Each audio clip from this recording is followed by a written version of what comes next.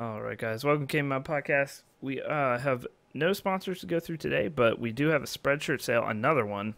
We just... Infinite Sad Sack, thank you for subscribing. Good way to start the cast. We have a Spreadshirt sale coming up here August 26th through September 2nd. All t-shirts are 15% off with the promo code. Let me get it. Oh, my God. I closed the email. That was a mistake. Promo code is shirts15.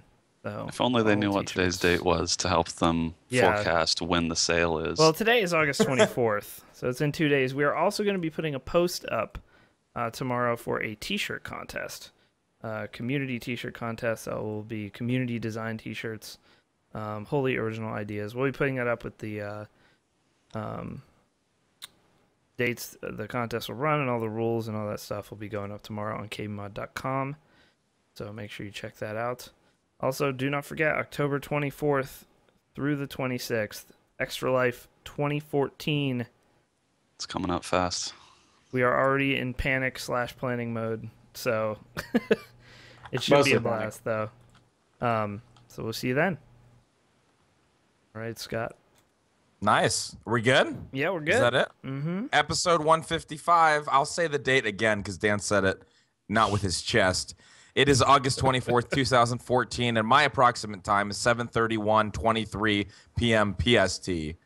I had to come in strong with that because people were really upset about the day. It's so people really care about the most not important things. It seems like the Pacific Daylight Time, Scott. Yeah. Oh, oh yeah, it is Pacific Daylight. Yeah. But yeah, I'm actually really. I just like a wave of. I was gonna say euphoria hit me, but actually tiredness. Hit me just now, so I'm gonna try to stay awake for the podcast. But I slept like 5 hours, and I got home like at 4 a.m. yesterday. We were at the Hard with Style show at BaseCon in San Bernardino, which was a lot of fun. Nick Fenton's currently absolutely passed out, probably naked, so I don't want to check the room. So that's why I haven't done that. But how's everyone else doing? Let's do the old story check and see. There's been any good stories? I mean, Brandon, you were in Germany. I want to hear a little bit about Germany. Did anything interesting happen or interesting experiences while you were in Cologne? I mean, nothing super interesting aside from just, Gamescom itself was a really cool event. I was at the venue most days, helping with the Twitch booth, watching CS:GO, doing all sorts of. I was going to ask you about the CS:GO matches. How hype was it actually for the matches that you watched? Was it depending on like what round it was in? Because it was hard to get a feel for that from watching it on the stream. Yeah, no, people were glued to their seats pretty much the whole event. I mean, that arena, they had an arena area, and it was actually curtained off, so you couldn't stand behind the whole area and just watch the event. So people were constantly trying to get in, and it was full the whole time. But I mean, yeah, obviously, like when it would come down to overtimes and stuff, every round, people were clapping and going crazy. There was like a guy with a big Kappa face sign. It was awesome. And I mean, the finals were really, really cool. Yeah. I got to sit front row for those, so get wrecked. Did you go to a German flea market, as someone in chat has asked?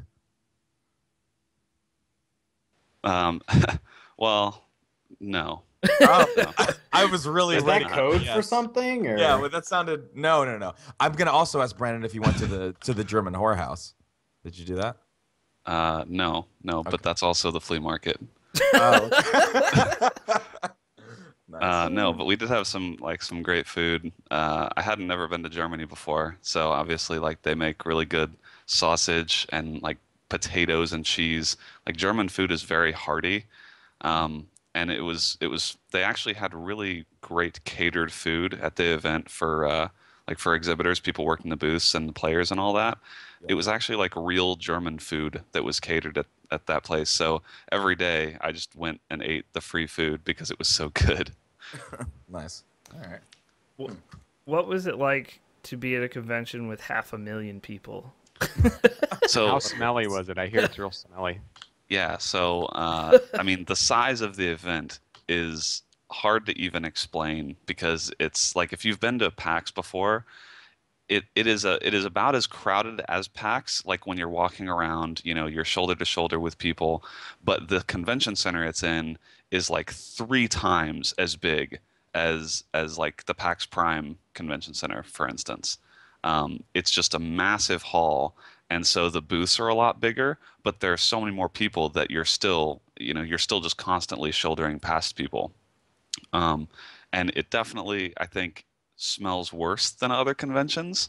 I'm not going to cast aspersions on why that is, but it's just it's definitely like pretty pungent walking Oh around. man. But I mean, still, like just really awesome. The cool thing, I was telling John when I got back that the neat thing that I didn't realize about Gamescom is that it's not just business. Even though like a lot of people equate it to E3, like the European version of E3, there's actually like a really heavy community influence. There's a ton of cosplayers. There's a huge merchandise area that had a bunch of like Valve stuff, Blizzard stuff, like all sort anime stuff, gaming stuff, the kind of stuff that you expect to see at PAX, but that you definitely do not see at E3 because E3 is like very business focused. So like it felt like Gamescom served both audiences. Like there was a business area, there were a lot of business people there, just people in the gaming industry, but just a ton of people just there to like come and hang out and do cosplay or buy stuff. So like it was neat to see the whole show, and it was serving a ton of different people there were there for a ton of different reasons. And like one of the coolest things I saw that I've never seen at an event like this, or really any event, was they were sponsoring, some company was sponsoring a case modding competition, a 24-hour case modding competition.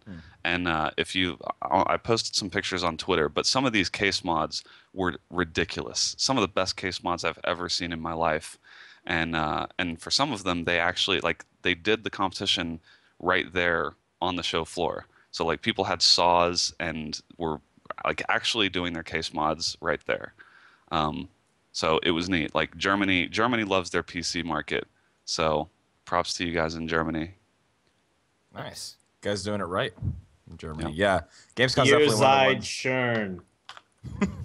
I want to get to at some point. All right, cool. Well, let's jump into what we've been doing this week because we are actually already late on the cast, so this always tends to take a little bit. But let's start with you, Dan. What have you been gaming? I played a lot of NHL 14 this week, and of course CS:GO.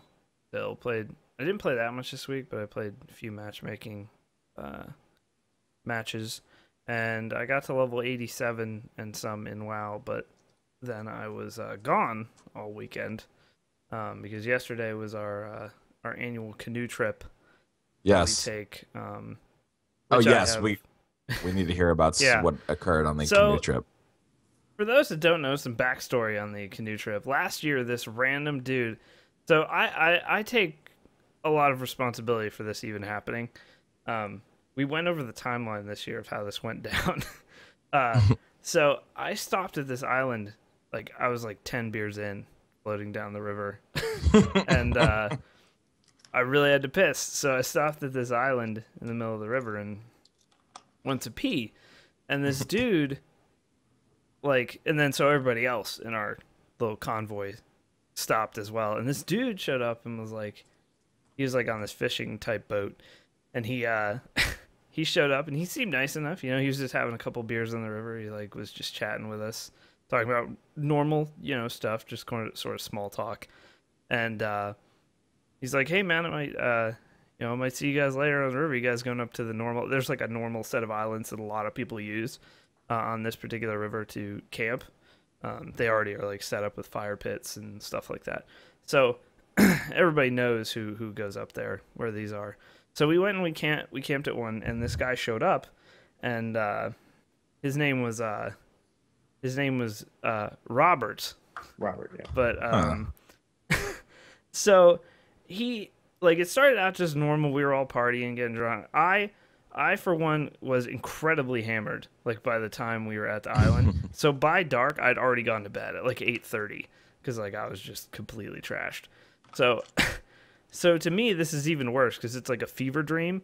because I was like waking up in the middle of the night, like completely fucked up to just like go piss or grab a water or something, like barely awake, and I'm just hearing snippets of what he's saying. And at one point, I wake up and he's like, "Man, my cousin, she's pretty hot.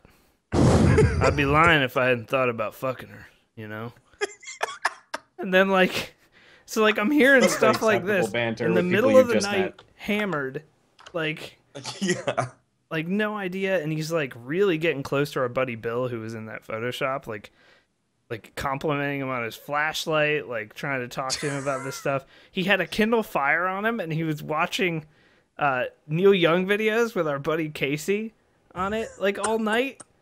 Can we step back? Neil Young? Complimenting him on his flashlight? What does that even mean? No, his mag light. He had this nice mag light, and he's like, "What kind of flashlight is that?" And by the way, I really would have put my money on Metaphor there. No, if you don't know what a mag light is, it's like an iconic version of a flashlight. Like it's a really everyone knows flashlight. what a mag light looks like.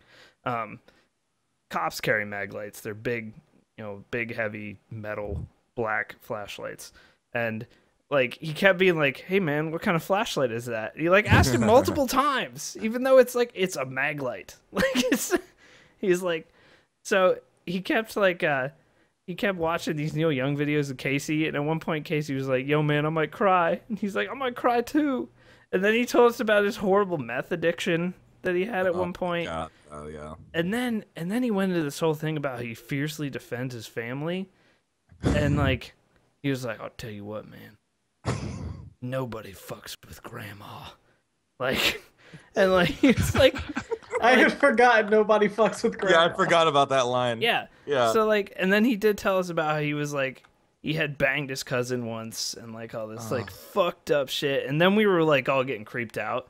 Like they had made up code words, and all the code words were old 90s Pirates players. So like Andy Van Slyke, if you said Andy Van Slyke, that meant it was getting creepy, but you didn't feel like you were in danger. If you said Bobby Bonilla, that meant shit was going down and you needed help right away if you were yelling Bobby Bonilla. So a couple of the dudes, even though we were freaked out by this, a couple dudes gave this dude their phone numbers. So he was like texting them for the whole last year about when we were going to be out there again. Even though nobody wanted to see this guy again. What a mistake. Yeah, nobody wanted to see this guy again. And neither dude who he had phone numbers with went on the trip this year, by the way. So they thought it was great to just tell him the exact assholes. date and time we were getting in the water. That's perfect. So we stopped at the same island where I pissed last year. We just made a pit stop this year just to take a little break. And guess who shows up? Did you piss there again, though? I did piss there again. Guess who shows up? No, he's not there. Trebor. So he also calls himself, the reason he's called Trebor is he, at one point in these fever dream recollections of mine, he just turned and went, "Guys, my name's Robert, but backwards, it's Trevor." So that's why he's called Trevor. That's why he's called Trevor. Yeah. Oh my God. I don't know the bologna sandwich story, Sean. I apologize. I don't know that story. Apparently there were bologna sandwiches involved last year. My God. So he shows up and like he like says, "Hey, what's up?" He's like, "Hey, what's up, guys? Making small talk again." But then he goes like, he said something like, "Yeah, man, I'm just out in the water. My wife's not with me this time. Usually she comes out with me, but she's been real pissed off at me lately." This was the same thing last year. She was real pissed off at him then too. He told us about all his debt problems the year before and stuff. Like, all, like got super personal and dark. So he's like, so someone then mentioned that they were like, sleep. A couple of the guys had bought hammocks to use to sleep, rather than tents, and because they're really compact and we're on canoes, so it's like, saving space is always good. So he's like, "Yeah, man, I bought one of them hammocks. Usually I sleep in like my garage or my shed because my wife's all mad at me. So I was like, well, fuck you. I'm just going to sleep in the garage then." So his marriage is still in shambles. So that's good to know. God bless him. And then we went, he had a soggy bologna. Oh God. He had a soggy bologna sandwich in a Ziploc bag in his boat and kept saying he was still gonna eat it. God damn it. I don't remember that. He also, by the way, last year, our buddy Brad got naked on the boat with Trevor. Wow. Like, Brad was really hammered, and he like took Brad and Casey out on the boat, like for just a drive around the river. And Brad got naked on the boat, and like this wasn't weird at all to like, but, just screaming Bobby Bonilla. This is the first story. So the story has no coherence at all. Like, I feel like I'm just hearing things that have happened at points in time. It's insane. It's crazy. That's all it is, man. And so going this back year, to the fever dream. I feel like when Trevor enters the picture, it's like it's like an episode of the Twilight Zone for you guys. Like it sounds insane. So wait, yeah, go ahead. So this year, we basically like nobody wanted to talk to him. Like nobody.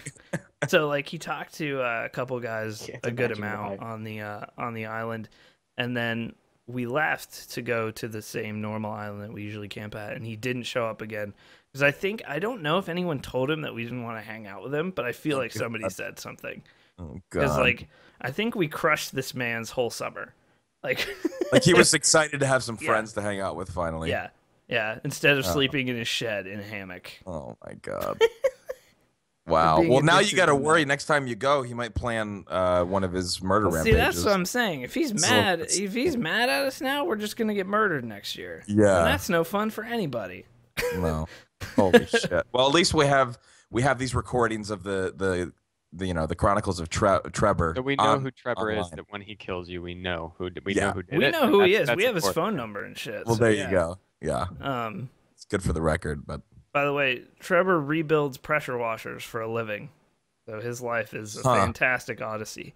Wow. Yeah. So nothing that crazy happened this year.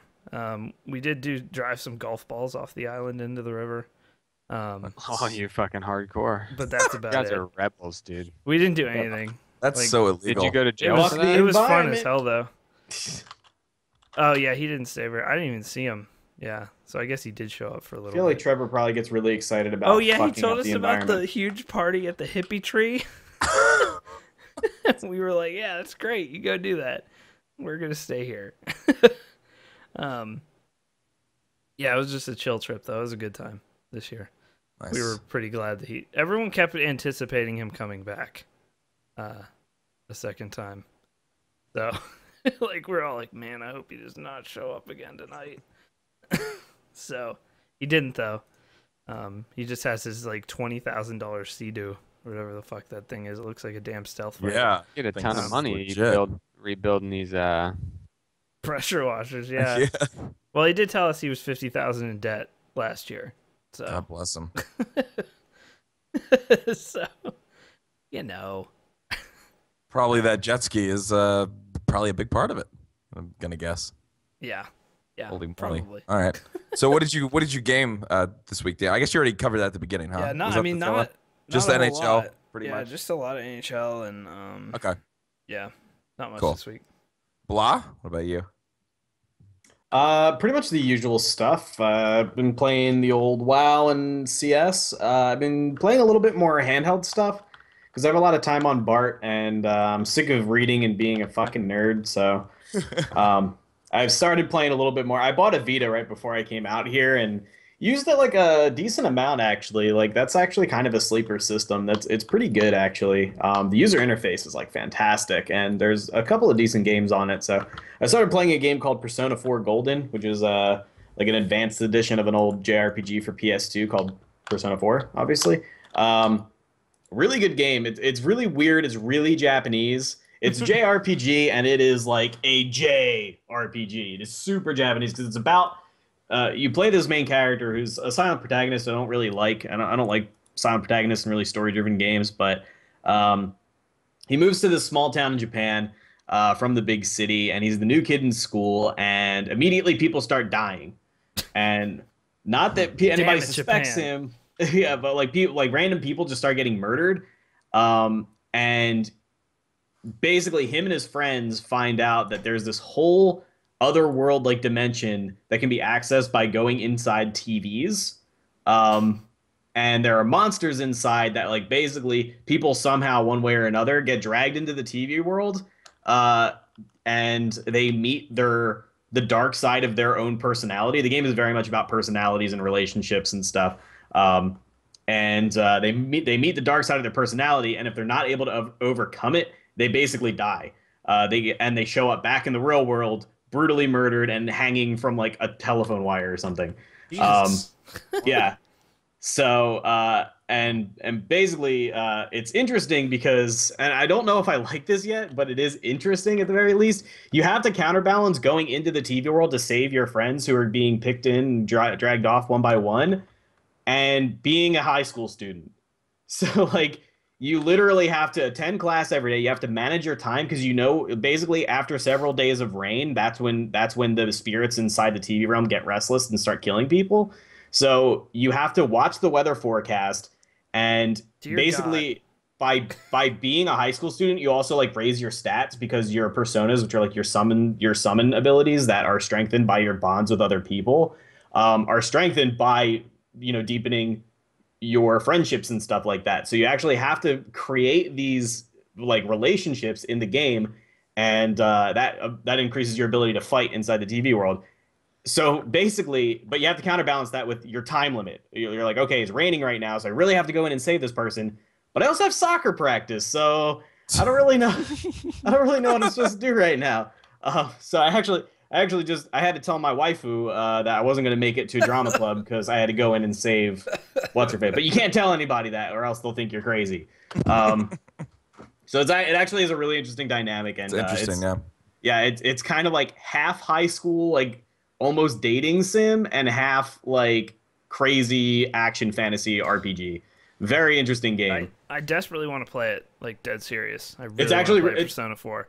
It's really good. It takes a long ass time to get started because like the first like 2 hours of the game are literally just you in high school, and like the murders do happen and it's interesting, but not enough to counterbalance all the filler of just the mundane. Like it's really as boring as going to school. Yeah, for like 2 hours. For those that don't know, the Persona 5 is immediately coming to the U.S. This time around. It took Persona 4 a few years, I think, to get to U.S.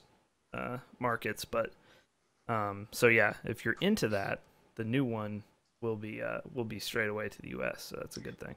Yeah, and I mean it's a really like revered series, both in Japan and in the US, but it's very, very Japanese. If you don't like anime, like one thing that's like, even me, like being a person who's like open to anime, I find it awkward because all the characters, there's no Japanese voice acting setting, which I wish there was. I wish there was English subs, but it doesn't have that option.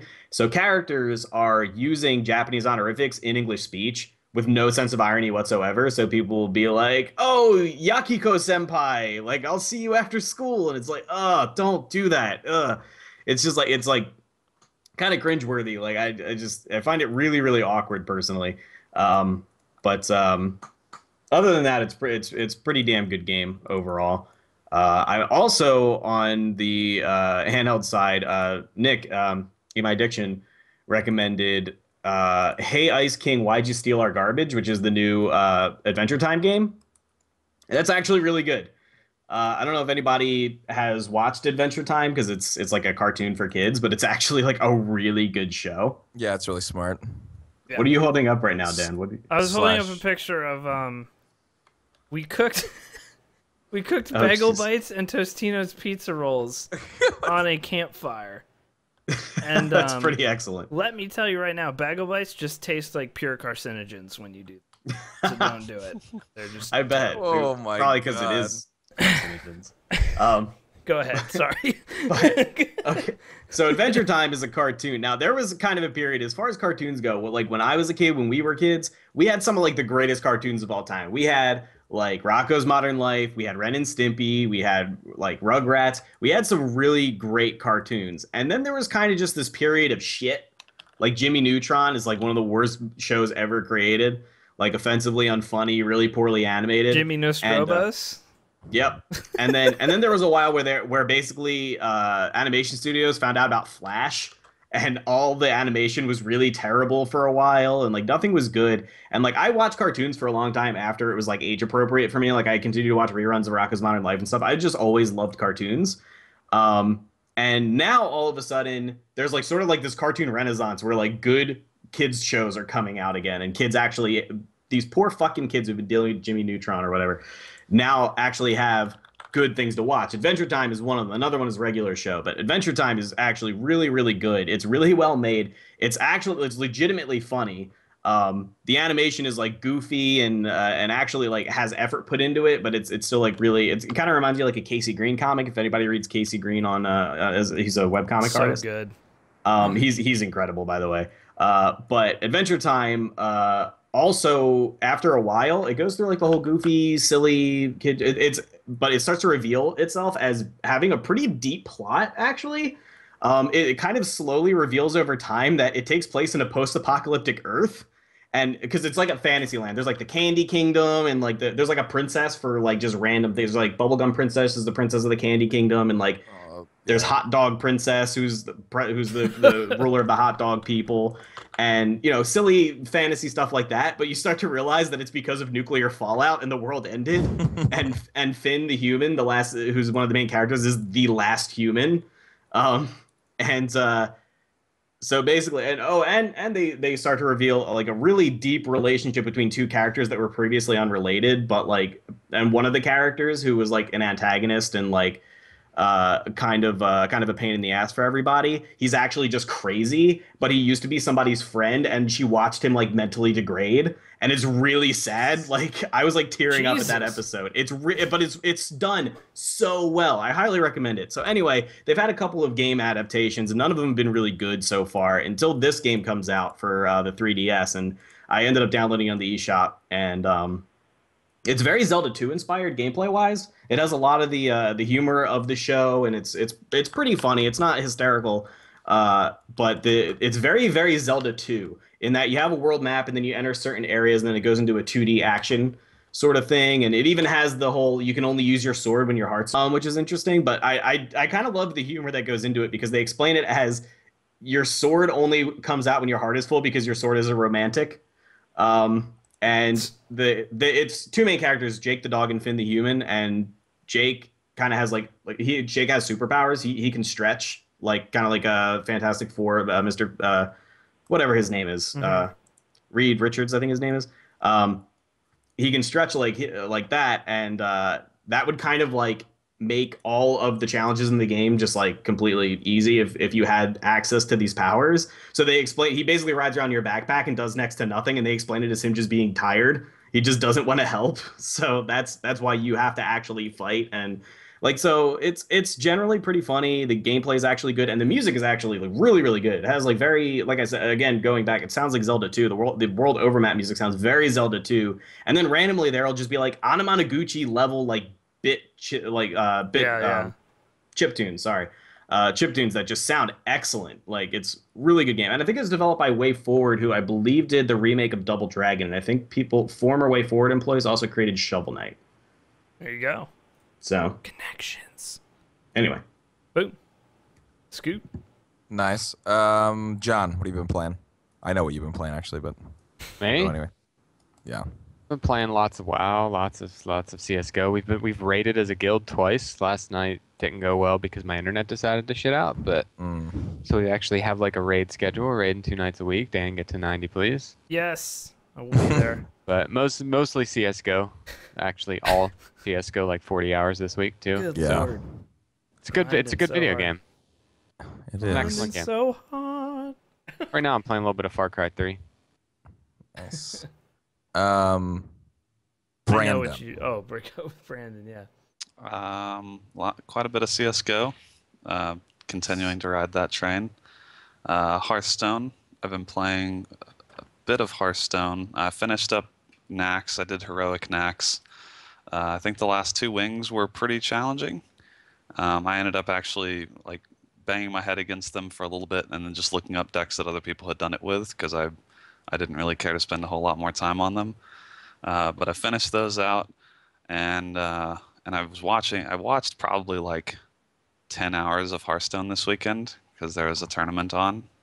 So that was basically my weekend. That and CS:GO. Alrighty, nice. Yeah, CS:GO getting a lot of love. Obviously for me too. This week, I don't even know how many hours I put into it.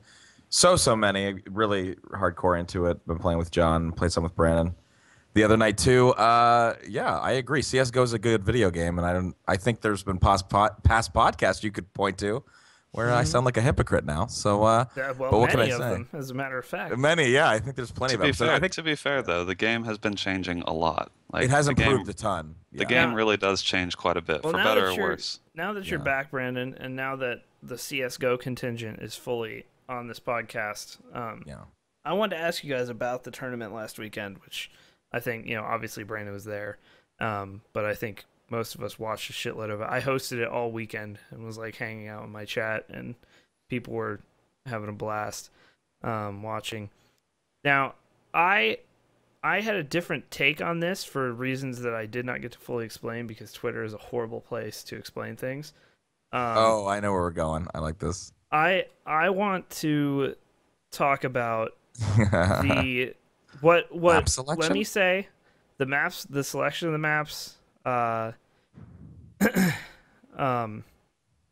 was a stupid choice. It was a stupid choice by Valve to include Overpass and Cobble.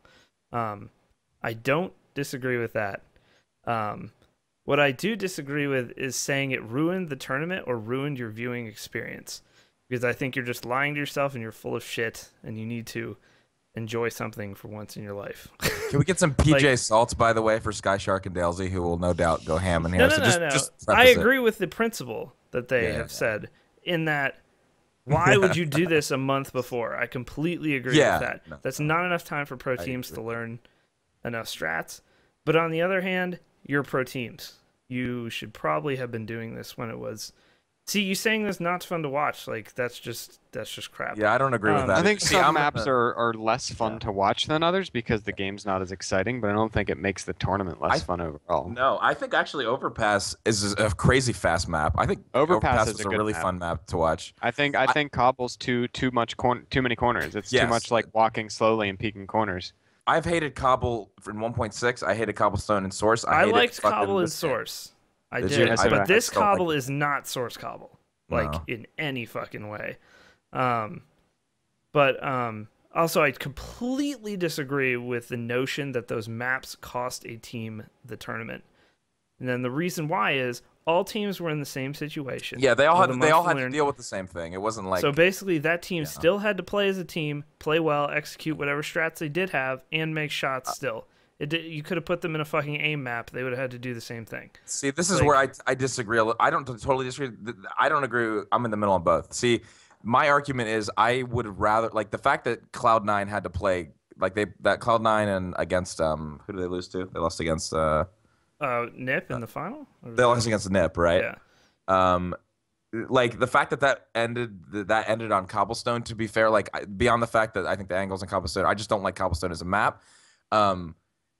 I think the argument is more that the level of gameplay, it's more like, it feels more to me like teams are pugging when they're playing a map a month in. Do you know what I mean? Like they don't have, they're even talking about angles. So it's like when you're going to watch a final, you want these teams, like you want a map that they all have their strats on. You want to see the highest level gameplay you can. And to be honest, I know what you're saying about the cream rising to the top. That was one of your tweets. Yeah. And I agree, like, sure. Like I think overall, I don't think Cloud9 was a better team. I think but I would rather see those two teams play a map that they're both equally skilled on and not be a map that's kind of like, well, I mean, we did what we could, but we don't really play the map that much. You know what I mean? For that reason, I think it annoyed me. I mean, like, but it didn't ruin my viewing experience. What was the cut? I'm looking for the final score on Cobblestone.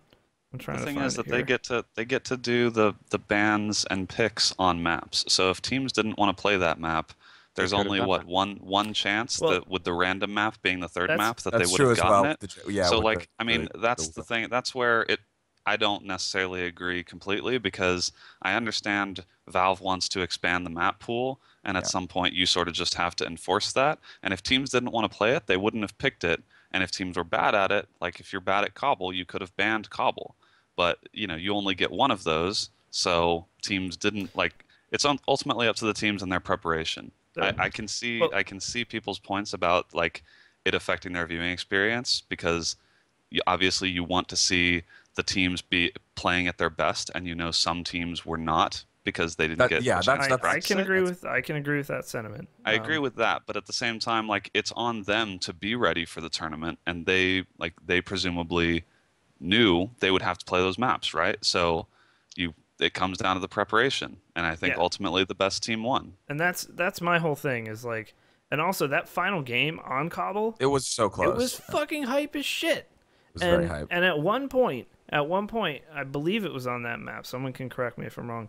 There was a chance where it was 11-8, I think, Cloud9, and they had a chance, and they got fucking anti-eco'd.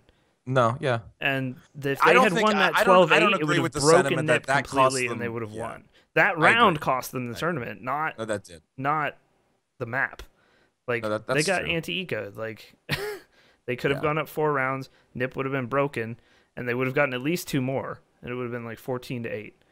So, that's the whole thing for me, is like, I completely agree with anyone who thinks that Valve made a dumb decision there, because I agree with you. Yeah. I think overall, the decision is dumb, but in the end, they still had to deal with the decision, and everyone had to deal with the same decision. It wasn't like anyone was getting special treatment.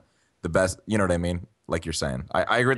The other thing I would say, though, and Dalesy brings up a good point, I mean, then that was the other thing, is to me, there's so many other better maps that have been proven competitively. Like the fact that Train wasn't in there, or a version of Train that they couldn't have ready, I agree with you is an absolute crime, because Train is a really tested, really fun, competitive map to watch. Even fucking Season, I don't think Season wasn't ready yet. Season is another map that is very tested, very balanced. The teams know how to play it. Why isn't CPL Mill over here yet? Or whatever version of Mill, or if they're gonna have it Tuscan or whatever. Yeah, there's a lot of.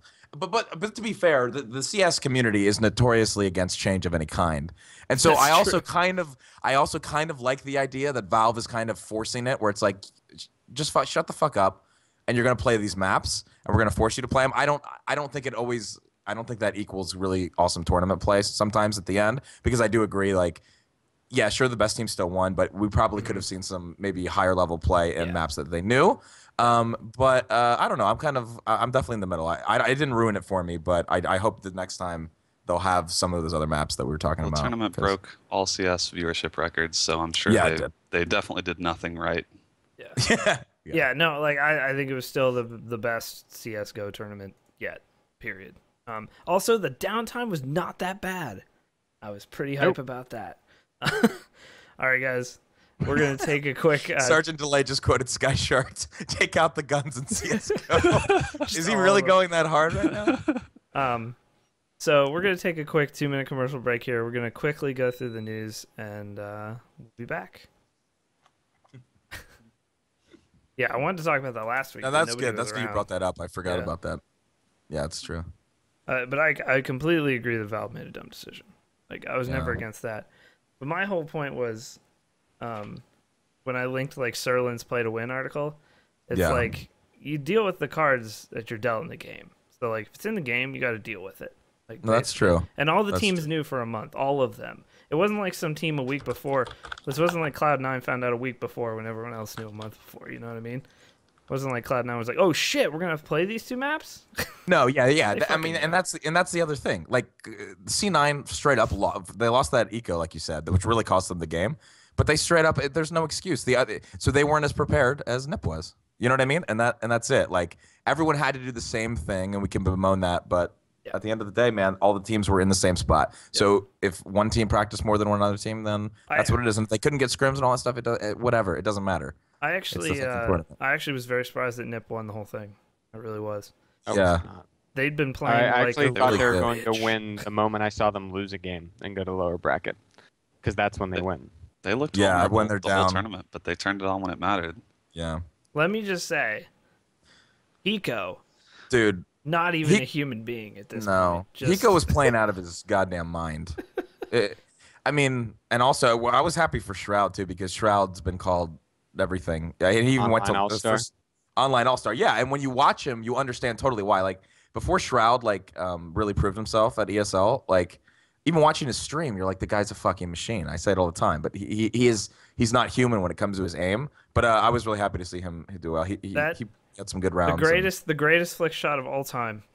Hiko, yeah, the Hiko, Oh, yeah. God. Get Right behind the door. I think it was Get Right. Maybe it was That was unreal. It's fucking nutty. Was that Get Right? I don't know who I it think was you're right. behind the door. I think it was Get Right, which makes it even better. But Because Get Right is the best player in the world. Yeah. So It was fucking absurd. Like Dalesy, I think it was Dalesy who I first saw say, he was like, you literally couldn't do that with an aimbot. Like an aimbot would not have killed him. Yeah. Like it would have. I mean, it was the best flick ever. It was amazing. All right, guys. News time. And yes, we've been posting more on KBMOD.com, so you should check it out. And we posted this, and the reason I wanted to talk about this, if you guys didn't watch it, that's fine. It was 40 minutes long. But The Witcher 3, they dropped about 37 minutes of gameplay last week. Goddamn. Like, there have been impressive games with atmosphere, with the size of the world before. I think this may be the best one ever, like, yes. RPG-wise. Like, Skyrim is, like, a pretty damn good game, pretty well fleshed out. The cities have personality, that kind of thing. This just crushes it. It's not even in the same league. When Geralt rides into town in the first 5 minutes of this video, the sounds and conversations. So every NPC, literally thousands of them, have scripted days that they will go through in these towns. So like the dudes working on the dock will be at work during the day. They'll go to the taverns at night. Majora's Mask ripoff. It's incredible. It's insane. It's incredible. And as it goes on, they show some combat, which looks a lot more fluid. We won't know until we get our hands on it. But this is also running on a PS4 in these videos because they have a deal with Sony, so it gets framey at points. But just think about how it looks in the video, and then imagine how it's going to look on a real good PC. Yeah, the fact that like the environment and draw distance looked so good, and that's on a PS4. That I can't even imagine how good that's going to look, at max settings when it actually comes out. Yeah, and so they go through a whole entire quest line in this, basically. Coming out to the end with some really fucked up shit happens at the end of this gameplay video. Really, really violent towards the end. But just incredible voice acting on all the characters. Animations, everything. You can tell why it got delayed if you watch this video. Because they knew they weren't going to be able to put this kind of polish on and have it out in November. So the game comes out February 24th. 2015. You got to get it, and you got to get it on PC. I was so impressed that I did say in my little blurb here that this is my earliest contender for Game of the Year 2015, because I haven't seen anything that's as impressive in gameplay videos. This is the next-gen thing, currently. Like, this is the game that, like, yes, the PC has always been a little bit ahead. This thing is what's going to push. There's always that one game, like Crysis did it back in the day. This is that kind of game.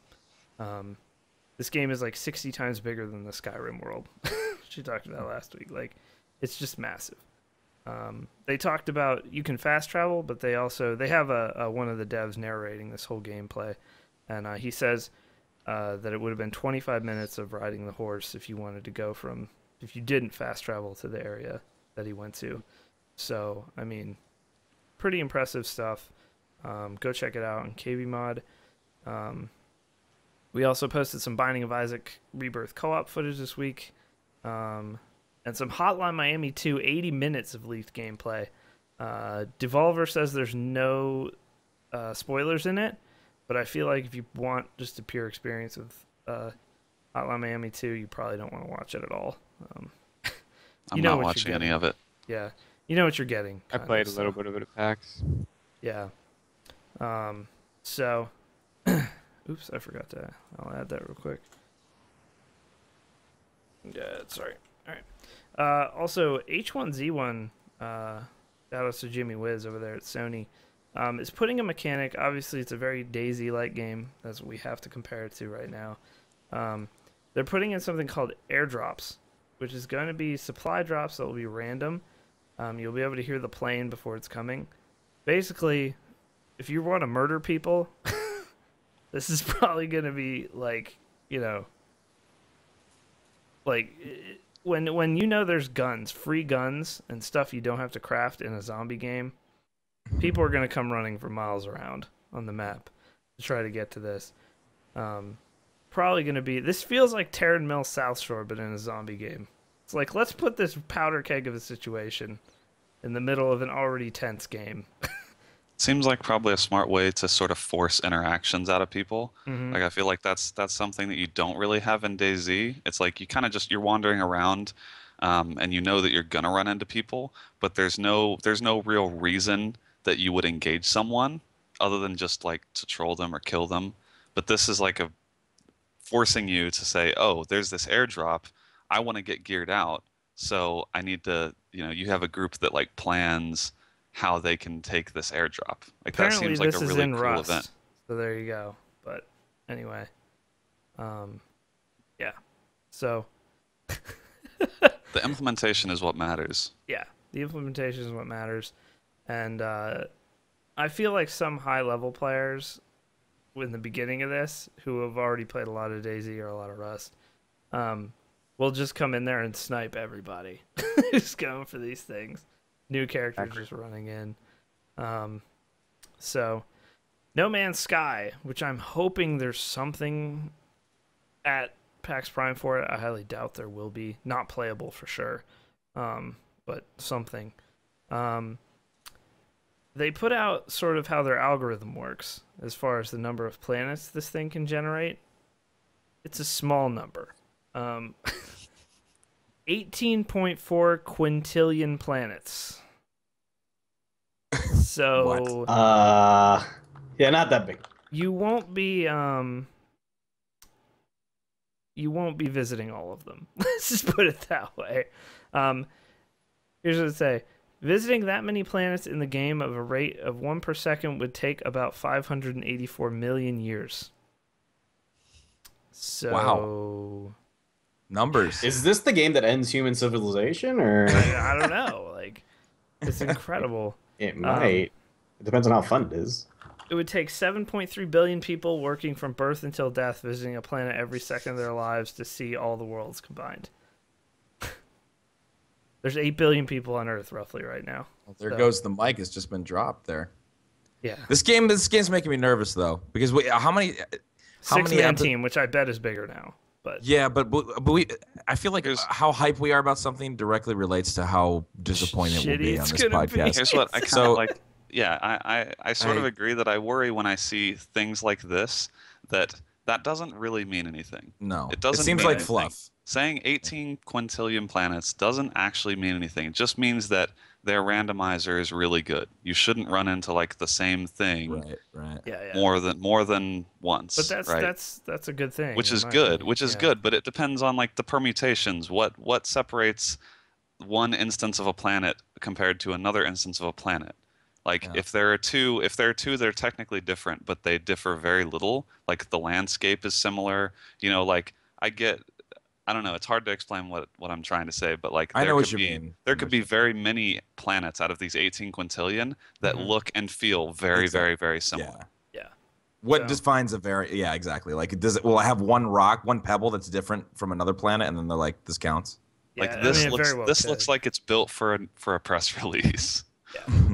So I hope we're wrong. I hope I'm wrong. I hope you're wrong too. It still sounds really awesome. It doesn't actually mean anything to me. I want to know like tell me how that makes the game better.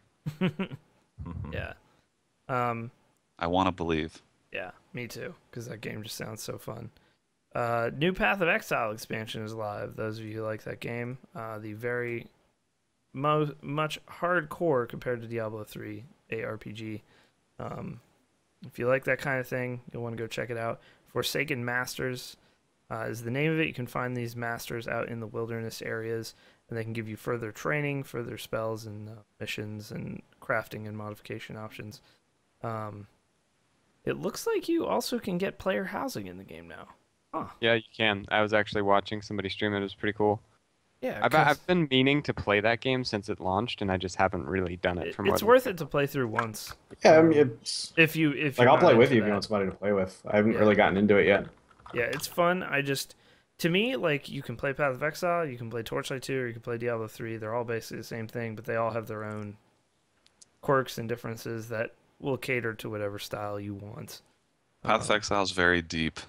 Yes. It's very deep. That's I was super not able hardcore. to really get into it, but props to them for trucking along. From what I can tell, they have like a pretty hardcore community of players that, that's like all they play. Yep.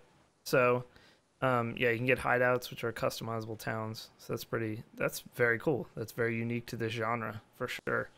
So They're check it out. It's free to play. slowly creating an MMORPG out of it, I think. Yeah, because the It's like only slowly. MMO aspect before was town. Like, town was an MMO, but everything else. So, yeah, check Everything it else out. was like Diablo multiplayer. Yeah, I don't have many gripes with that game at all. I just don't play it anymore. So, PAX Prime is coming up this week. I thought we'd go through, and either this could be like, some news to come out of the show, or maybe something you want to get your hands on at the show. I've already said one for myself. I really hope there's some sort of No Man's Sky further info than just 18 quadrillion planets or whatever. I hope there's something. I highly, highly doubt it would be playable, even for just media or something. I just highly doubt they have a playable build already. So I'd like to play that. And as per usual, I always like to see the indie booth there, because there's always one or two things that look super interesting. That's how I found out about like the Swapper. Got to talk to those guys. Rollers of the Realm at PAX East. Yeah. So I'm looking forward to World of Warcraft. Ooh, Draenor. Is it going to be playable there? It's already, I think, been playable. But I'm hoping that they give like a beta date or drop beta or something, because now we have a release date in November, so the time is ticking, and I'd like to see more from it. Like, I'd like to get more hard details to know if I'm coming back or not. Yeah. John, what about you? I really want to see The Witcher 3.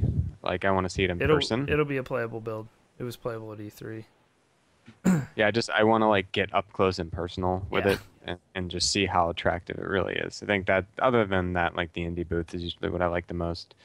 I don't really try to go to booths that are like for AAA titles. The lines are too long. I don't feel like flaunting my exhibitor badge to get in. So I'm just like, indie stuff you can kind of walk up and play pretty much whatever you want within 5-10 minutes. And they're so pumped. Yeah, as long as you're willing to listen for 6 years to the developer talk about their pet project. I love the enthusiasm, but a lot of times I just don't have time for it. Yeah, exactly. But I'm hoping, I would think we would get one or two announcements of new stuff out of this, but I doubt it'll be AAA. That's the thing about Prime, is it's so close to the big release season that it's almost like, I'm sure Call of Duty will be there, either in the Xbox One booth or something. But like, I'm hoping there's another game in the middle of the show floor this year that Blah can take fake selfies in front of in order to piss off the devs. I hope there's more incredibly poorly thought out booth designs. You're not allowed to take pictures or talk about our game at all, but we're gonna put it in an open air booth with absolutely no protection over any of the imagery we're trying to protect. Good job, Titanfall. And then your game was mediocre, so. Get them. Oh, maybe we'll see another Firefall booth. Shots fired. Now that they're out. God, I hope not. Let's fucking hope not. If that fucking thing shows up again, the giant pounder, I'm gonna push it over. I'm gonna organize a whole bunch of people to just get on one side and push. Kill it. This is so sad because that game took like 8 years to come out, and then PC Gamer gave it a 56. Well, yeah, because it wasn't good. Yeah, it's not very good. But I totally forgot about Bloodborne. If Bloodborne is playable, yes. Yeah, it was playable at Gamescom. That would be excellent. So. Oh, that's promising. So that makes me excited. Very well might be, but From doesn't really come to PAXs, but they haven't really had a reason to either. On the other hand, at least since I've been going to them, Dark Souls came out several years ago now, so Demon Souls was 2009 at this point. So, Blah, you go? What do you look forward to? I have not gone. I am kind of looking forward to the Nintendo booth. I got to play Smash, but I know Nintendo's actually going to have a presence, which a lot of times they don't at PAX. Like they'll maybe put a couple interactives out for like games that are already out. Like they're really weird as usual, but they're actually doing a pretty notable showing this year. And I do want to try Hyrule Warriors because even though I'm not really into Dynasty Warriors, I do play every Zelda, and there have just totally been some into Dynasty Warriors, so I'll do like that. there have definitely been some cool character designs at the very least coming out of it. Like they unveiled a new Ganondorf, which people are thinking might be the new iteration of Ganondorf for the new Zelda game. So I kind of want to play that. I play every Zelda as it is anyway, so might as well. And I want to see if they change Smash 4 or if they introduce any new characters, have any new characters playable. It was playable at D3. I played it like a jillion times, but I want to see if they're updating it at all, if they're taking any feedback. I don't think they will because they don't, but we'll see. We'll see. That's so Nintendo's booth, and then pretty much everybody's mentioned everything else that I'm pretty interested in. I generally don't hype myself up for upcoming games. I mean, Bloodborne would be great if it's there, but Shovel Knight, that's it. Just Shovel Knight. yeah, Shovel Knight again. You hyped that game up bad. And then it was amazing. It reviewed incredibly. It sold well. Everyone who played it said it was amazing. I hyped it up like crazy, and then we all played the shit out of it. We had a great time. I was correct. It was the perfect redemption to Orion Dino Beatdown. Yeah, Shovel Knight. Actually, Orion Dino Beatdown, I didn't really hype that. I was more like, great content. Don't back off. We did. You were part of this podcast at that time, we did in general, but that wasn't like my thing. My massive failure. My massive failure was Brink. Because you hyped Brink up? Did you? Brink was great at PAX East the year before it came out. Or the year it did come out. Listen, Brink actually showed very well. No one can fault themselves for wanting to like Brink. Remember when Hutch played Brink for like 2 weeks and really hyped it up, and then like he's like, guys, I don't understand why everyone thinks this game's so bad, and then he never played it again. God bless him. Because it was real bad. What was I gonna say? Oh, let me mention this real quick. This isn't a document. The Humble Bundle is real damn good right now. Jumbo Humble Bundle 2. Go check it out. HumbleBundle.com. You get Crusader Kings 2, King of Fighters 13, Terraria, Age of Empires Legacy Bundle, Deadlight, and Incredible Adventures of Van Helsing Complete Pack. So that's like $7 to get all that stuff, and they're gonna add more games. So there you go. Check it out. New Humble Bundle. New releases. Ooh, Scott, yeah? Did you go? What? You're just looking ahead for CSGO. You don't care. I don't care. Yeah, I don't care about any of these nerd shit. Just give me CSGO. So, new releases this week. Monday, Super Time Force Ultra finally gets the hell off of Xbox One and comes to PC. Contra-like game. Pretty badass. Looks super fun. We'll be playing it on Wednesday on this channel. Make sure you give the channel a follow. Tuesday, we got some DLC and some new stuff. Dark Souls 2's second DLC chapter, Crown of the Old Iron King, comes out Tuesday, as well as the Metro Reduxes. If you were smart, you bought the Metro games last week when they were like $2 a piece on Steam, because now the Reduxes are only $12. They did have reviews out last week for the Redux versions. PC Gamer gave the 2033 Redux like an 89, because it just makes 2033 into a brand new game, basically. Last Light, they did not give as favorable one because it doesn't change enough, was their argument. It was like, if you've already played Last Light, basically the rule seems to be don't even buy the Last Light Redux. It's not worth it if you've already played Last Light.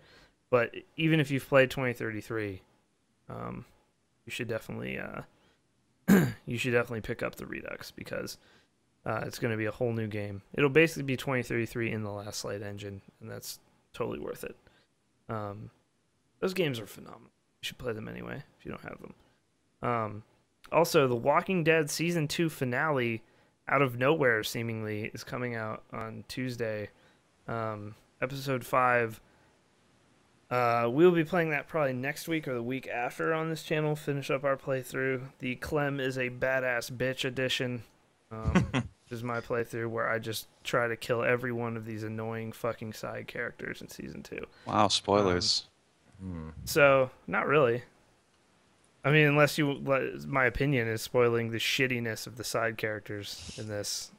Like, I mean, we posted the trailer on the site. I wrote a piece on it there.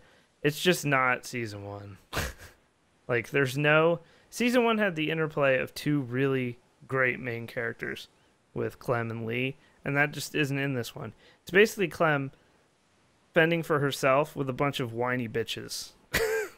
Like, yeah, that season is 2 is so every weak. character is just whiny people. You hate all of them. Yeah. There's not a That's the single first world one. problem of creating too great of a first iteration of the game and I not know, being right? able Yeah, to match that it is. again. It's like So- you guys made too good I of felt a the game. same way about season 2 of The Wolf Among Us, by the way. Yeah. Or what? Or maybe is it season 2? There's only Yeah. one season. Or maybe it was the later half. The finale. whatever. The finale. I thought the finale was good, but some of the stuff leading up to it, there was a couple episodes, or maybe 1 or 2 that were kind of weak. I felt like. No, I would agree with you there. But I think the pace on that one was really good. Yeah. I think the that's what I pacing want. on this Walking Dead second season has been pretty poor. And like I said, the other characters, all they do is just make you want to kill them. Like, Yeah. I don't know if that's intentional or not, but you just want to kill them off because you're like, I'm sick of your shit. I just want the final episode to come out so that they bundle them all for like $10 on my iPad, and then I'll buy them. Season 3 is already confirmed for that, by the way. For those of you. And then you're traveling across country for PAX East is easy as shit. Yep, I buy Yeah, those that's- games solely for PAX East trips. that's my airplane game. If you guys don't have Wolf Among Us, you should definitely get it for that because it's super fucking good. It is way more mean and violent than Walking Dead. So we are going to take a quick minute commercial break here, and then we will be back with the viewer questions, which there are many this week. Be back in just a moment. Walking Dead survival instincts. God damn it. Yeah, I'm like pumped to play that, but I'm also kind of like, God. Just get You know me you're out gonna of be here. sad. But now you can't stop once you start going, man. It stings. I know. That's the thing about story-driven games like that, though, is that they could be huge successes, and then their follow-ups can be misses because it's like there is no gameplay. It's just the story. Yeah. So if the story is not compelling from season to season, it's going to suffer in quality. I don't know. I do not know what's up with my keyboard. My keyboard never sounded this bad, but I recently listened to one of my podcasts, and then all of a sudden it's just like the same problem I had with my old desk. Yeah, I might I'm just. gonna I need to destroy find you. something. Yeah, I know you want to. How about you put a I'm- goddamn nice soft bath towel over top of it, and that'll work. It'll soften the keystrokes. It's pretty easy. Dear You God. don't Actually, need to look putting at it the keys anyway to type. putting it under it might actually help. Okay. Well, I got the wrong that direction might there, le- but I'm That trying. might legitimately help. But There you go. I should just find something else to clamp my boom arm to, and that'll fix everything. Did he ask you? That's fucking amazing. What happened? Nick Fenton just posted in chat. Oh. In Skype chat. Anyway, viewer questions. This first question is unanswerable. You should have known that when you asked it. Eowyn D, if that's how you pronounce your name. I really don't know how to pronounce that. If somebody on this podcast can tell me. Eoin. Is that Ian? I'm not sure. I don't know. I don't know. I'm I sorry. would go with Ian, Apologies. but I don't know. If that's really how his name's spelled too, God It bless is, your it parents, is. dude. Yeah. Wow. I think he's. Well, now I have to wonder if he's asking this question for a reason. Yeah. Yeah. Well, if Trevor were here, he would know. If you guys were serial killers, who would you target, and how would you dispose of them? I can't. Oh, Wow. I The can't fact tell that you you think I would this. tell Yeah. you and give away We my can't actually secret. give honest answers for this. Because if it ever comes down to it and one of us does snap and finally decide to take out our killer rampage, then there's evidence. So Yeah. I would like, Might yeah. end up incriminating ourselves. Yeah. This I is- think it's And also, I fear that if someone, like, It's- let's say that we give an answer, and then all of a sudden, like, this happens, we can be Right. framed. It's Owen, and he's Irish. You say it Owen. So there you go. Ah, excellent. Yeah, we can't answer this question. Are you crazy?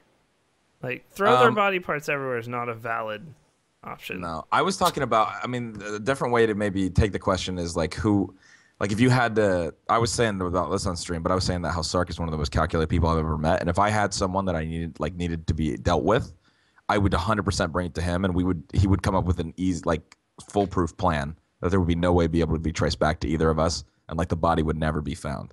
So, like, Jesus. he's the person I would go to. No joke. Like, I mean, no joke. That's what I would do. But yeah, I can't tell you any targets because there's far too many actually to even go into. So there you go. We can't answer it. At Jopu Man, I don't know if that means he Jopos a lot or what. Going back to school tomorrow. Can't stop crying. Please help. It sucks, dude. Yeah, it's fucking School fucking terrible. blows, dude. I don't know what That's to the tell you. best. Well, Joe Man, you should try Joe Get Poing. older. Yeah. Might help. If you Jopo the principal, you'll be good to go. You That's won't true. be going back to school. At Oh, look all. at Sark in chat. Sark in chat. Affirmative on the serial killer idea. Good. I'm glad Sark's with me because I know he would help me to dispose the body. By the way, yeah, and Jopo Man or Jopu Man, like, I don't know if you're in high school. If it's high school, then yeah, I have no words of wisdom for you. It's fucking bleak out there. It's a fucking waste of your time. I mean, honestly, you'll go through like the life experiences, but it will be made far more painful by the fuck ups that you'll meet in high school. And I mean, it will make you who you are, but then you look back on it and be like, high school was fucking bullshit. Like, I didn't need any of it. Yeah. It usually is. Yeah. That's about how it See, works. if it was college, you'd be like, "Fuck yeah, I'm going back to college." Yeah, can exactly. try- Yeah, and then you can have sex and drink beer at college. Like, Yeah. I guess you can have sex in high school, but You can try serial murder try. and disposing of the bodies different ways. that's true Yeah. too. Personally, for disposing of bodies, at least, I like the idea from Archer where you give a bunch of your friends different body parts to throw in a dumpster, and then when the police look on it on a map on all the places they found the body parts, it forms a smiley face. That is really dark. That is Yep. really Jesus. dark. Well, Wow, it's maybe- done by Krieger. If you watch Yeah, the show, that's about Krieger's right. just like a really fucked up character. He's awesome. All right. This next question is very dear to my heart because I'm currently in the middle of all the Attitude Era pay-per-views from WWE because it's fucking awesome. At Base Disciple asks, if Will Smith were an Attitude Era WWE superstar, what would his signature move be and what would its special name be? First of all, his gimmick, he would be the one clean babyface dude. For those that don't know wrestling terms, baby faces are generally good guys, and they're sort of like the characters made to be, you know, white knighting everything, basically. Yeah, they're the heroes. It's like They're the protagonists almost. So he would definitely be against D-Generation X in that. He would not be slamming his crotch before the match and things like that. There was like none of those characters during that era, so I don't know where Will Smith would fit in. He's too good of a dude for the Attitude Era. He's easily his trademark would be the Welcome to Earth, where Oh god, it would that's be what I the was gonna Welcome- say. where he slams somebody through the mat, and then when they try to come back up, he punches them in the face. That's And knocks them fuck. out. I can actually just envision that happening, and the fact that this didn't happen, that he There's wasn't- no way that he wow. would have a heel turn though, K9. And He would and the always whole be a face. and the whole crowd would yell "Welcome to Earth" right at the same time as him. Yeah. They would know it. That's hype. There's That's real hype. the problem about the Attitude Era and why this doesn't actually work is that the good guy in the Attitude Era was fucking Stone Cold Steve Austin. So think about that. Yeah. That was your good guy. That was your dude on the side of right. Stone Cold Steve Austin. Everyone was a goddamn scumbag. That was the whole point. So Will Smith would be, I mean, he'd kind of be the ultimate good guy in that case. But there was no Hulk Hogan, you know, brush your teeth, stay in school kids guy during the Attitude Era. So, also the Early on there was, and he got pushed out. That was Bret Hart. Yeah, Like, it was Bret Hart. was Well, they still made him turn legit heel. early on. They had him Yeah, turn but heel. it didn't fucking work. Nobody No, it did believed not that. It's work. like that's like Cena going babyface. Like, nobody's gonna fucking believe that shit. It's been way too long. I don't even watch wrestling, and I know like Cena will just never be a bad guy Yeah, no, he won't. And it's real sad, actually, at this point. because he'd be fucking good at it. It's dragging out so badly. I won't give any spoilers from SummerSlam this past weekend, but yeah. Yes, would I say watched he a would lot of have- wrestling, and it's awesome. I think he would. It would be the Welcome to Earth, but every time he did it, it would just be a laser that destroys the White House. Just every single time. Every time. They just keep rebuilding it. They're like, "Will you stop doing that?" I just wish, I just would have loved to see Will Smith during the Attitude Era. Just they brought in every other celebrity, so like could have brought in Will Smith. The Welcome to Earth though, and the call on that would always be amazing. You welcome Stone Cold to Earth. It would have to be Earth too. I could not say it correctly. It would have to be Earth because he doesn't even say that in the movie, and Will Smith himself would hate it. All right. Next question from Bearded Villain, who work on your fan fiction skills. They weren't as good as the fan fiction email last week. There's a standard. Fan fiction was okay. I was just, Yeah. I mean, It there's was just really a good long, question too. at the end of it, Yeah. and it's long. With CSGO's birthday being celebrated a few days ago, what is your fondest moment of playing the Counter-Strike series? Shoutcasting in a public server with Scott. That is I've right played up lots there. of competitive. I've played my matches in Cal. Nothing is as fun as that. We got to do that again, by the way. Yeah, shotcasting pub matches is fun. That's up there for me.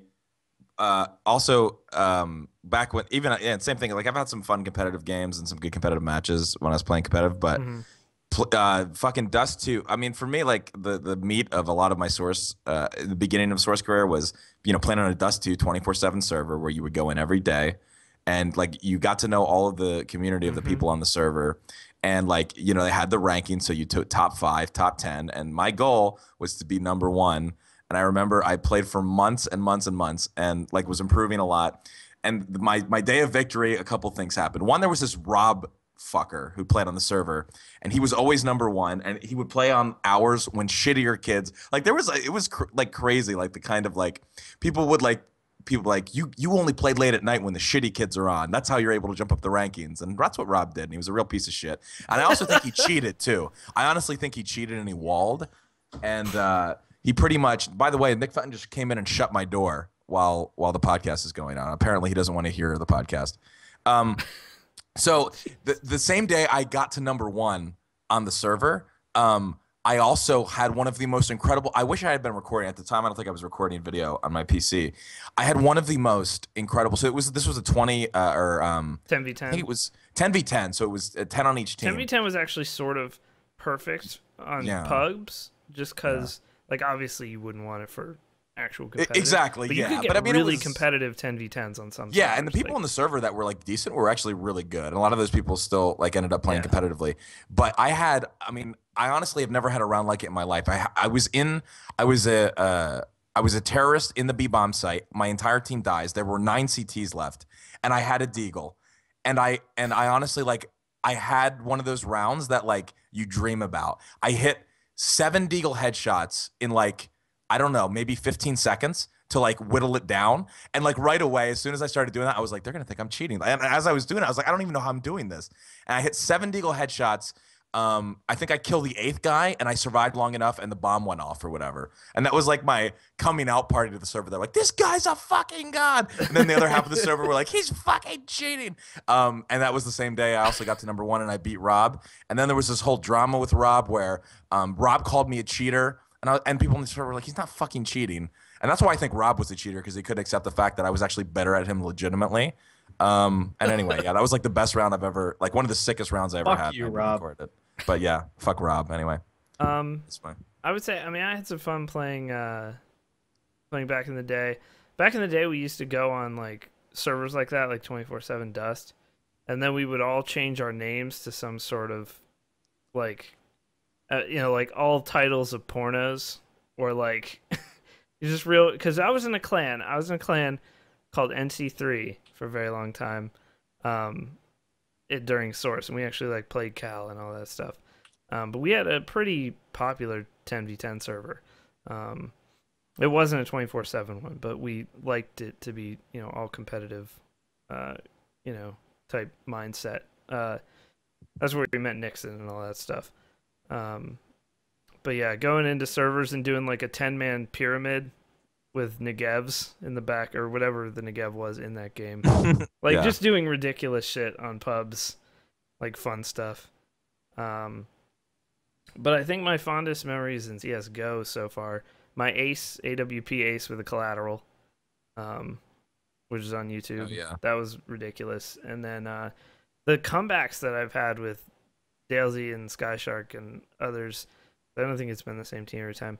We've had some like ridiculous comebacks, like down 14-3 and then win 16-14 and stuff like that. And half the time we're just ready to give up, and then we just end up, oh, it's CT side of nuke. This is doable. So, but yeah, that's about it for me. I've never played in any sort of big tournament or anything, so. I want to know Blaz. I haven't been playing for very long, so I don't have like a lot of moments. And I've had some cool, like, you know, like I had like a pistol clutch. I mean, it was only against like 2 guys, but like for me, that's kind of big. I'm not really good yet. So what I'm gonna say is probably my favorite part. Some of my favorite moments of CS have been playing with Hardballer and listening to the shit that comes out of that kid's mouth. Oh God. Yeah, that's good. That's the good stuff. Holy God! I have never heard somebody with such a tenuous grip on the English language.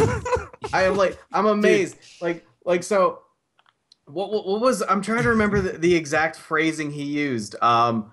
He thought. He said that he was talking about how much money he spent on games lately, which is like way too high for like a normal adjusted person to be spending on games. And he was like, my credit card company actually called me because they thought it was fraudery. Fraudery? and we all go, and that's only the beginning. We go fraudery? Really? We all start laughing, and he goes, yeah, no, fraudery. We were like, Hardballer, it's just fraud. And he goes, yeah, no, but it's like past tense. Have you ever watched? I saw your tweet about that, and doesn't surprise me. Let me tell you something about Hardballer, or ask you about this. So you guys have all played matches with him, and have you ever seen it when it comes down to Hardballer like 1v3? Right. So if it's me, if it's me doing this, I'm like tense and like focused as shit, like because I'm not very good, so I don't like know all the peak spots and things where I shouldn't be going. I'm just not that good at the game, so I get very tense, very serious, very quiet. If I'm like 1v3 trying to when he screams and panics, but then his movement, he's like bunny hopping all around the map, like he literally he's gonna pee his pants with excitement. Yeah. Like so we were playing he was playing today with me earlier when I was streaming. We were on Dust 2, right? He's got 100 health with an M4, and literally. I think was he on T or CT? Toom was playing with me. I don't remember. I think he was CT, and he was set up perfectly in the back of the B-bomb site waiting for the terrorists with an op to run out, right? Everyone, the guy dies, and we're like, okay, he's coming to you, Hardballer, right? He's running through tunnels. He right away, like before Toom died, he's like, don't die, Toom, and then Toom dies, right? And so the guy's coming out of tunnels. Shit like that all the time too. The guy comes out of tunnels. I think he sees him, and then he runs back to his same spot. The guy has an op. Hardballer is, people on the stream know, Hardballer is in the back of B-bomb site after the opper has already seen him, not peeking with his M4, and lets the opper shift walk for like 10 seconds into the back of B-bomb site and just shoot him in the face without like any mouse movement out. And at the end of the clutch, at the end of it, I was like, Hardballer, what are you doing? You have an M4. You have to peek the guy and kill him. And he's like, he had an op. I was like, I'm fucking done. I can't. Hardballer, yeah. I don't think he knows. I don't know how to teach him how to clutch because I feel like it doesn't. I don't think it exists. I don't think he has the mental capacity. Well, I think he just panics. It's like when in a tense situation like that where it's like 1v2, 1v3, whatever it is. If it's 1v5 or something, I've pretty much mentally given up, to be honest. Because I just know that if I was on Dust 2, actually, I'd be sort of okay with it because I know where everything is on the map. But so I don't know general routes on most maps, or I don't yet know them. So like I said, I get super tense. I'm looking around for people, slow walking everywhere. Hardballer, he does this shit all the time too, because it's like he'll panic, but he'll panic for you. Like if you're 1v3 on the mic, and you're like, there's nothing on my screen right now. Like there's not even an inkling of another human being. Or if he seriously bunny hops, like where you should be slow walking all around the map at that point, so nobody knows where you are. Especially if you're like a CT going after a bomb, you don't really want them to know where you're coming from. So, but he doesn't do that. He just fucking bunny hops all over. He's looking at his gun. He's like, and he's in full. That's his panic mode. Is like him to just not to concentrate at all. Just he just I honestly forgets. I think he forgets I think he forgets his name, where he is, what he's doing. Yeah. He just everything leaves he just has a total meltdown. I mean, I think it's a panic attack, to be frank. He does that shit like you said with Tomb, and he was like, "Don't die." He does that all the time, or he'll like die in secret or something on Nuke, and then 15 seconds later, when this guy is already somewhere else in the map, he'll be like, "I died in secret, guys." Here's the secret. People want me to talk about the spoon real quick. We won't belabor the hardballer talk, but after one of the games, he's just on the mic. We're marveling at it. Oh yeah, no, we're marveling. We're not bullying. I like playing with hardballer for the entertainment value. I mean, I wouldn't have him in my streams and playing with him if I didn't. I appreciate what hardballer brings. I have something new to laugh about every single time. Exactly. It's just he's not bringing, God bless him, skill to the table. That's all. But so at one point he's on the stream and all of a sudden he just goes, "I bet my spoon." I'm like, what? What do you mean you bet your spoon? Yeah, that kind of shit. Just mid-match. Yeah. And I'm like, can you explain to me what happened? And he goes, well, I had an itch on my back. I'm like, what do you mean you had an itch on your back? You couldn't reach it with your hand? He's like, no, I had to get a spoon. And then, and I was scratching it with the spoon.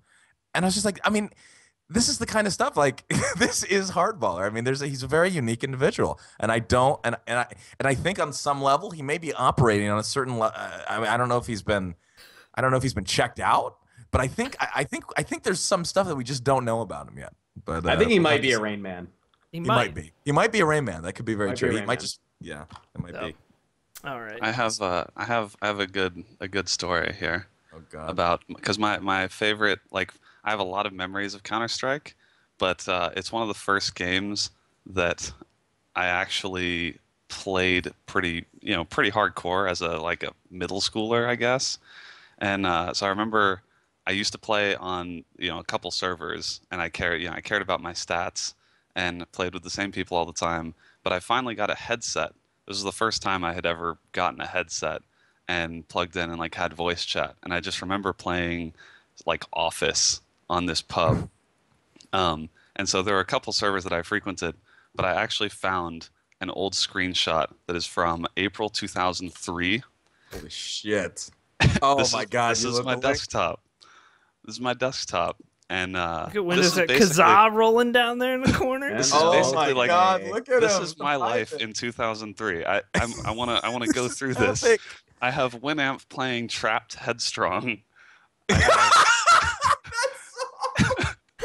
Strong, I take you on. God, Trap was fucking terrible. That's how he gets psyched to rip up the Hellfire Empire, man. That band is one of the worst bands to ever do it. But go ahead. Sorry, continue. I have Ventrilo down on the bottom. I have ICQ running. Yes. I have All Seeing Eye running. Yes. I remember ICQ, and it would sound like a fucking truck when you booted it up. It made like a. Oh my God. Like a fox. Empire. And I was using my IE2, the precursor to Firefox in terms of tabbed browsing. I had tabbed browsing back in 2003. Yep. God. Wow, this screenshot, so, I'm saving this. If you ever question my CS skill, you can just refer back to this. Yeah, we had psycho stats. MLK Bulldog. I was in Nubcakes Cause Cancer. That was our clan. I can't believe you never played on that server. I've played on all the servers you mentioned, usually. Yeah. All right, next question. Ricardo, via the email. You can email community@kbmod.com. Hey, KBModcast. How long is your oldest friendship? I ask this because my best friend for the last 10 years is moving, and I don't really know how to deal with it because he's the only actual friend I have. That is sad, sir. You have friends here. We're all friends. Yeah. Dalesy just got timed out. Longest friendship.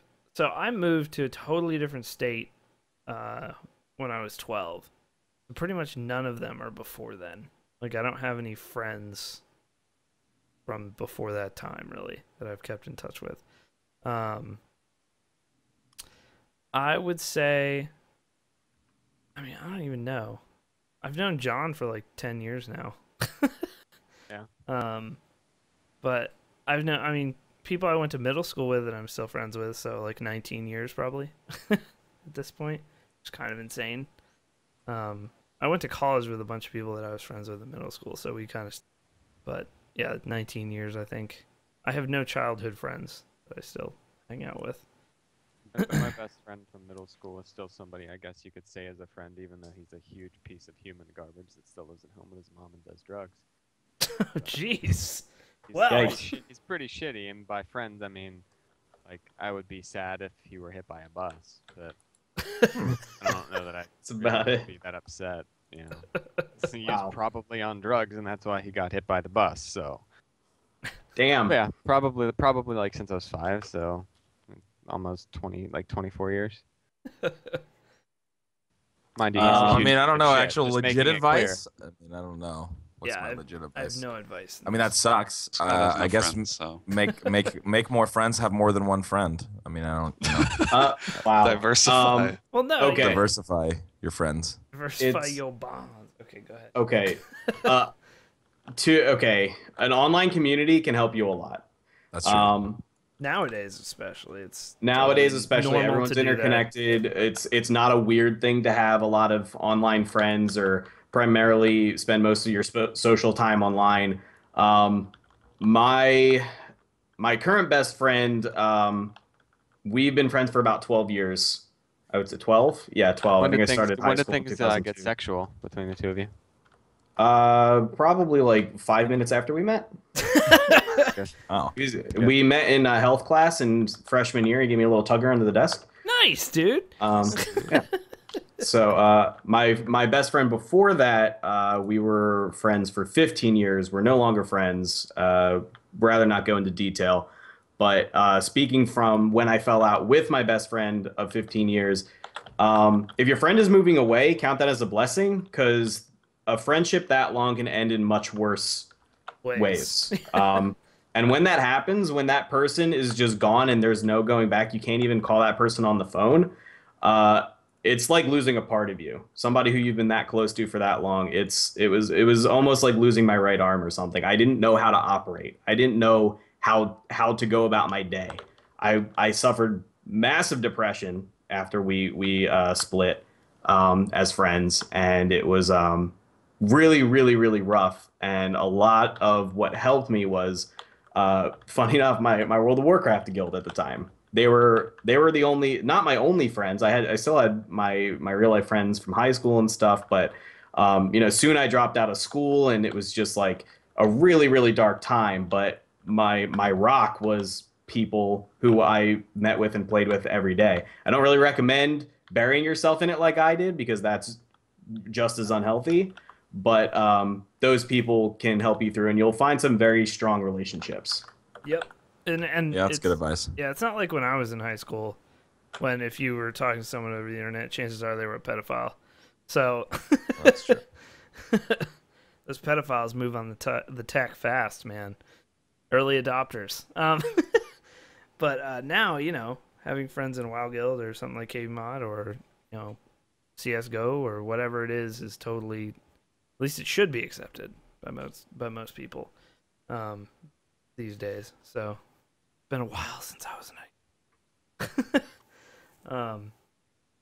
So anyone else? Are we moving on? We're moving on. that stuff takes time to get over, but keep in touch, and then just you gotta make new friends, meet new people.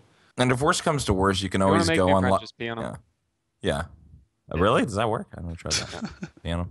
I was gonna say, worst comes to worst, you can always pay for a friend on Live Jasmine private chat, and you guys can jerk off together. And for a little bit, you'll actually feel whole again, and then 2 minutes later, you'll feel shattered. I don't have any personal experience. I just have heard about that.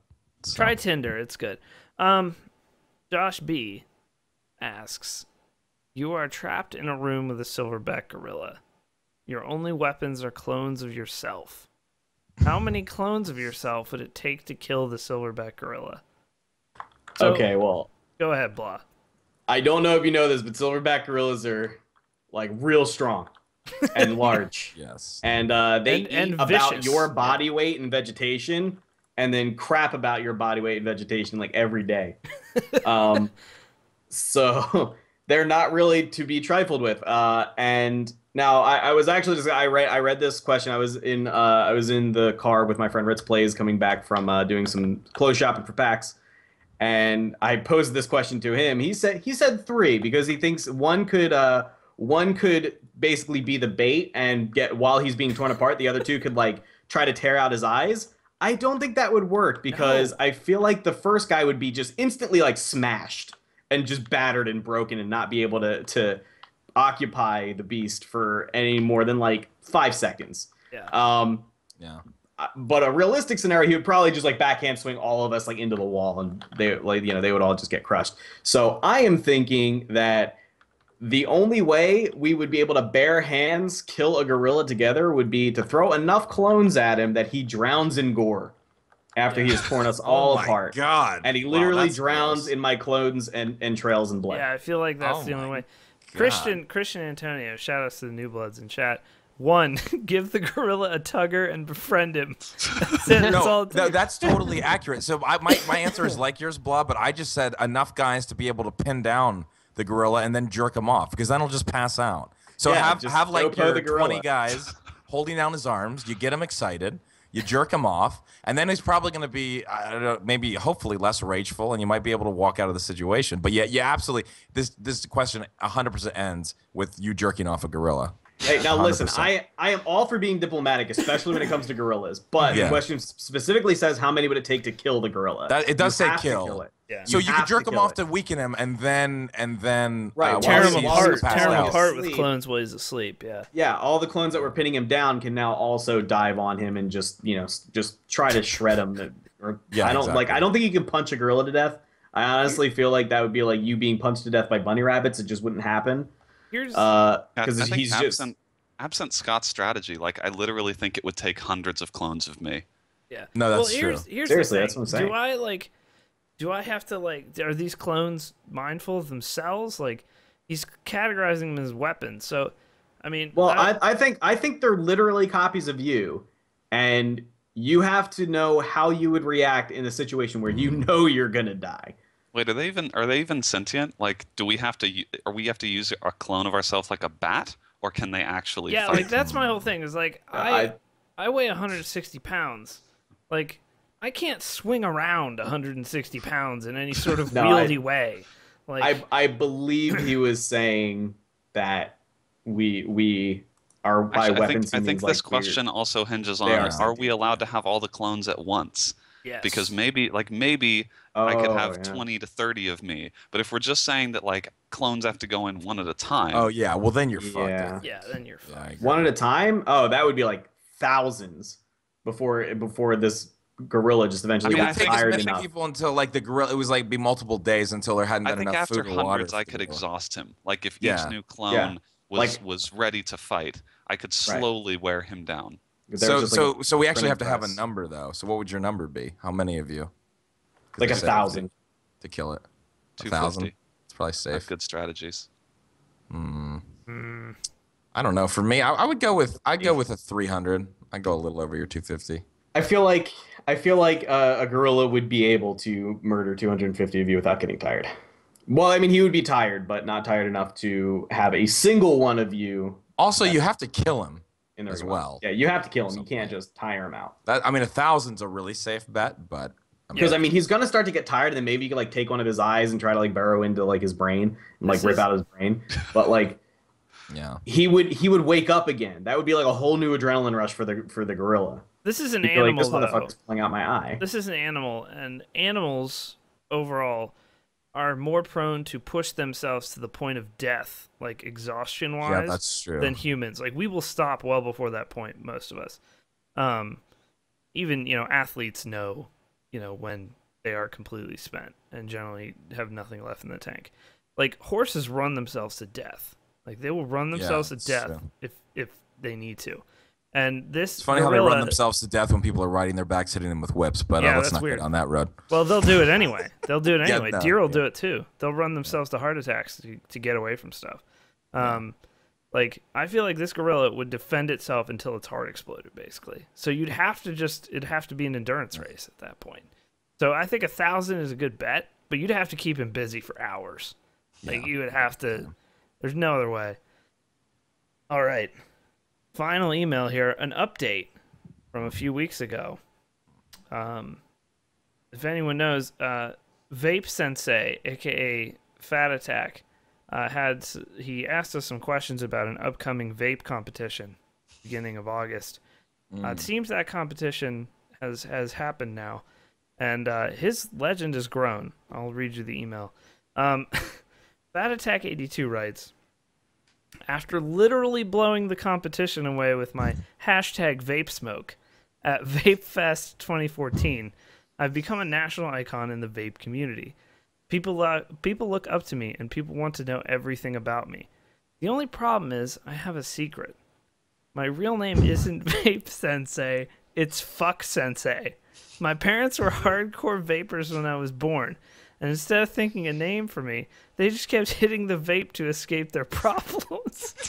When they realized they would eventually have to stop vaping for a few short moments to think of a good name for their future superstar vapor, they yelled, "Fuck me, wait, no, fuck him for making us stop vaping. Let's call him Fuck." This is so well thought out. I can't. Everyone has the same reaction when they hear my name. They are confused, then strangely aroused. It's like my name is popping their ear cherry.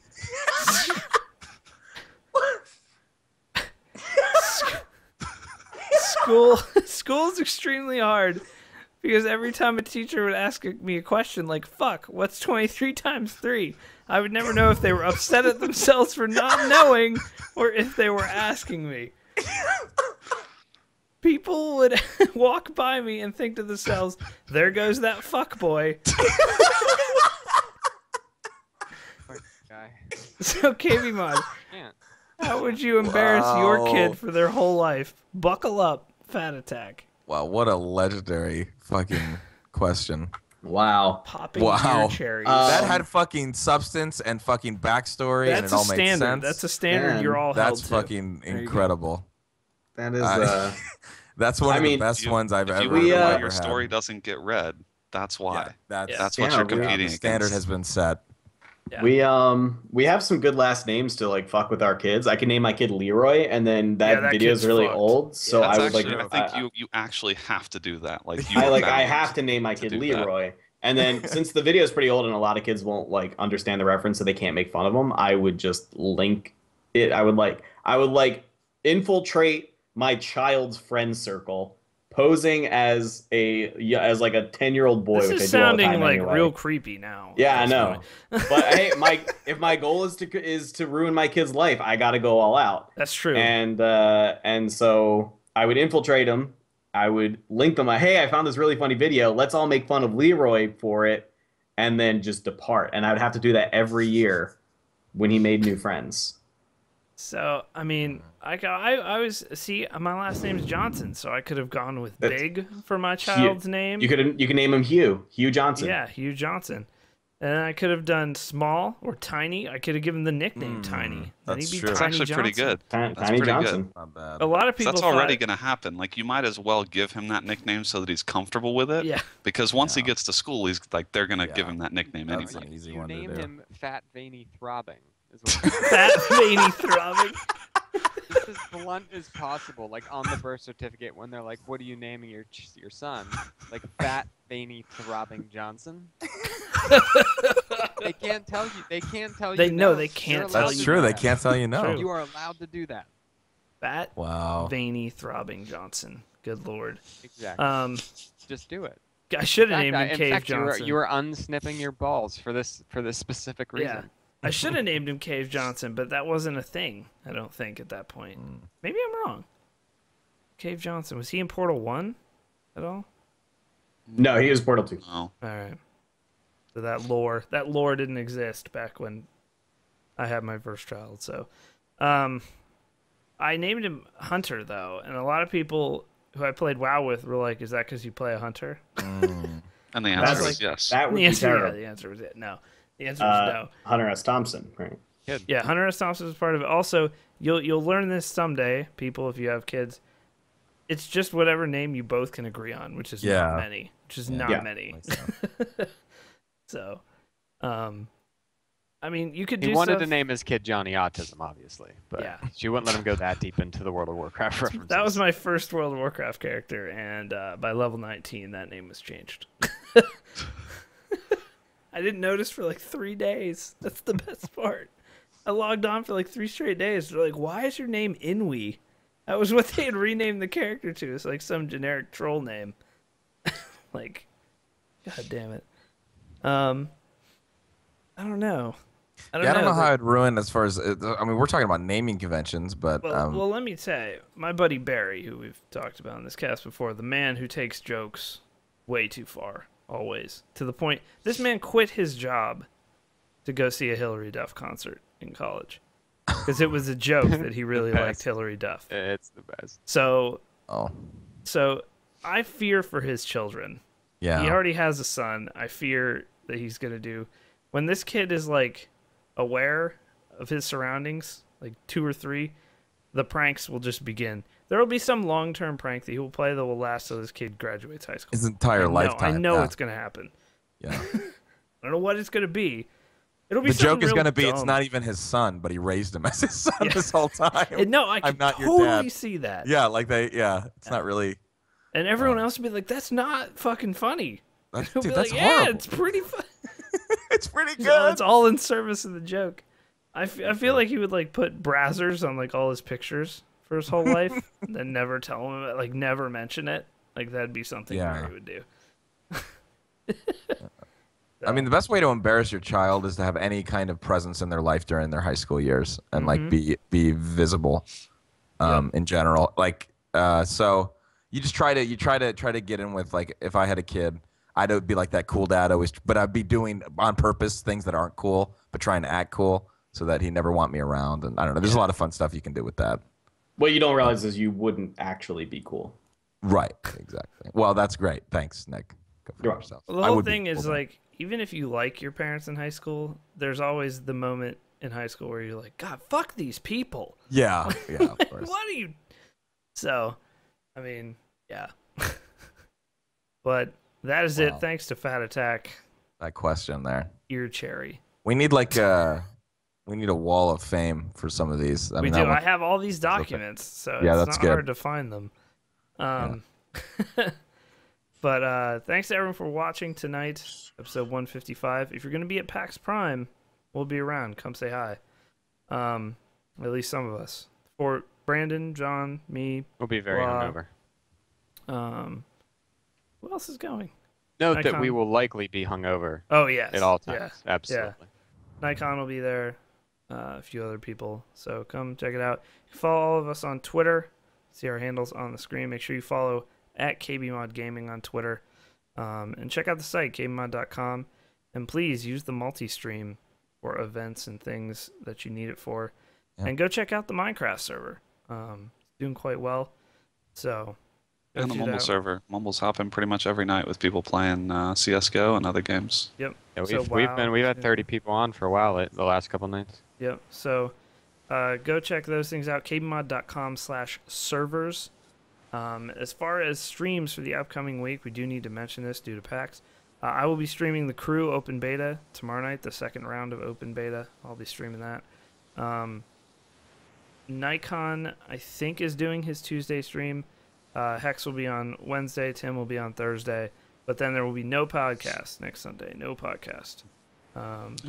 Because most of us will be at PAX. So, no podcast. Street Fighter 4 tournament, September 14th. You can go sign up. There's a forum thread. We have prizes for that now. Yay!